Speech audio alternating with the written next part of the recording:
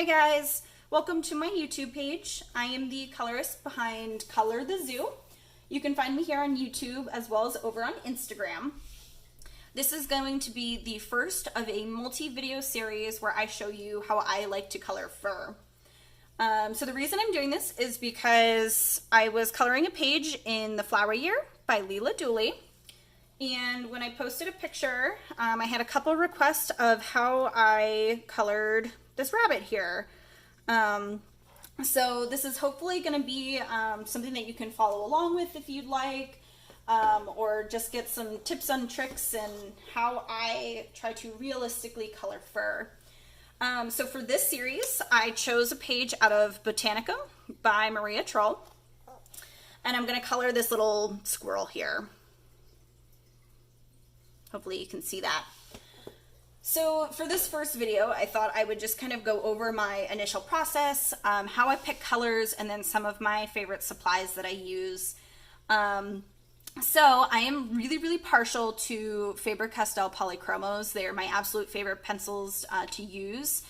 In particular for fur, they're really nice because they have that hard core, so their points don't wear down quite as fast. And what I found is when I'm coloring fur, I like to have really sharp points because it helps you get that texture right with kind of the blunt end where the end of the piece of fur is going into the body of the animal and then it ends in a sharp point.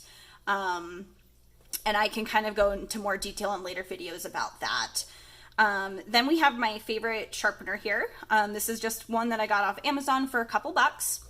The other thing that I like to do is cover up some of the white lines in the books, and the best thing that I have found is this Winsor Designer's Gouache, and this is in permanent white. And then this is the same thing here.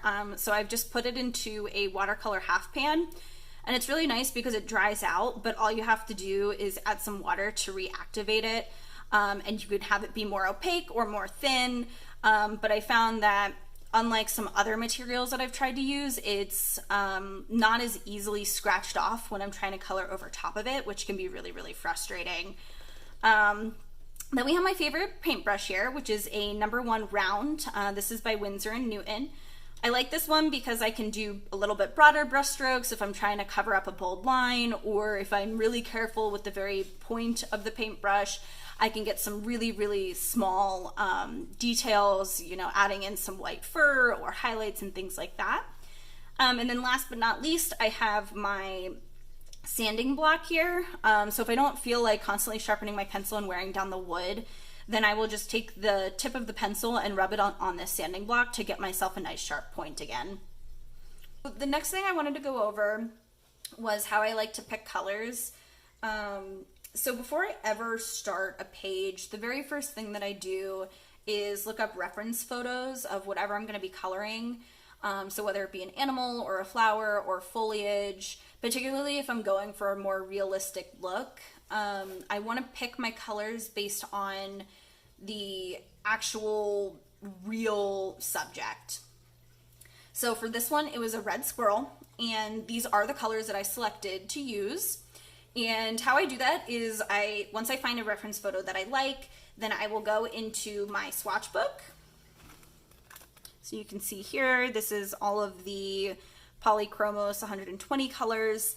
And I will kind of tease apart whatever colors I'm seeing in the image and try to closely match those to whatever colors I have available to me. So once I have my page and my reference photos selected, as well as the colors that I'm going to be using, I make sure that all of my tips are sharpened to a really nice point. And the very first thing that I do is I'm going to look at my reference photo and decide what lines I think don't look very realistic or I just don't like. So I want to cover up or change the shape a little bit. So I'm going to go ahead and get myself set up here.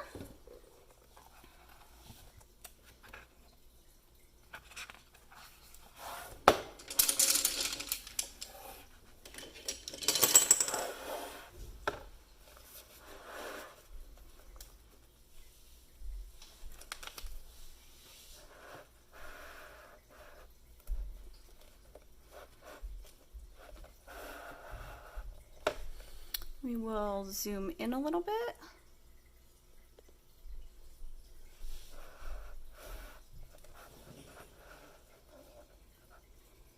Okay, hopefully you can all see that okay.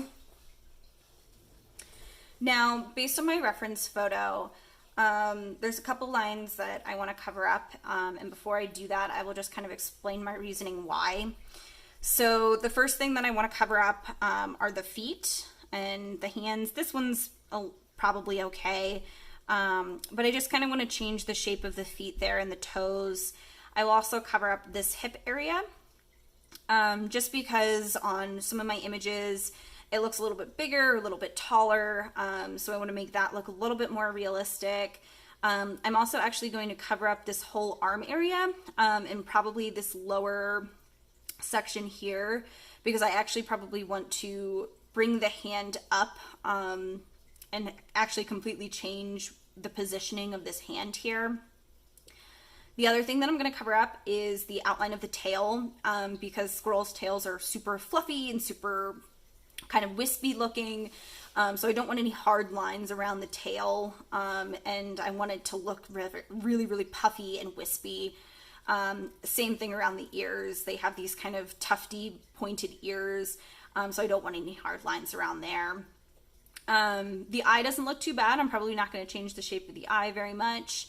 But sometimes as I go along, I kind of decide, that doesn't look quite right. I might change it. But for right now, the most important things to me are kind of changing the shapes of the feet and the legs, and covering up some lines around the tail and the ears.